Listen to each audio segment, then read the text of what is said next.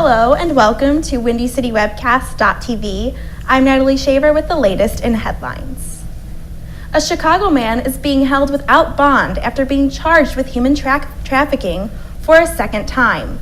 Prosecutors say in the most recent case, Morel Lockett met a Minnesota woman online, traveled there, and forced her to return to Chicago. The woman escaped from a home on the city's south side and then called 911. Lockett and his twin brother were each sentenced to 4 years in prison in 2011 for trafficking 2 teenage girls. Authorities have positively identified a body recovered from Lake Michigan as a missing University of Chicago student. Austin Hudson Lepore disappeared a week ago. Family members say they believe Hudson Lepore went to the lakefront to watch the storm roll in. It is not clear if the student fell into the water or if something else occurred. An autopsy has to be performed to determine the exact cause of death. 9 students at a Northside Public Elementary School have been hospitalized after they were pepper sprayed. Officials say a student at Salazar Elementary Bilingual Center was playing with a can of pepper spray when it discharged.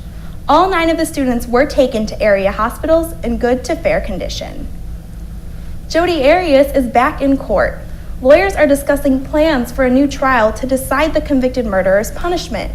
Last month, the penalty phase of her case ended in a mistrial.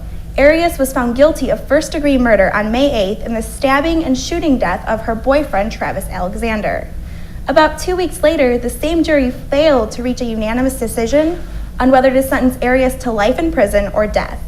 The murder conviction will stand, and the judge set a July 18th date for a new penalty phase.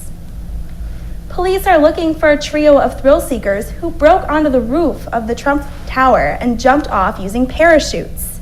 Police said the 3 people used a cutting device to gain access to the roof of the skyscraper around midnight.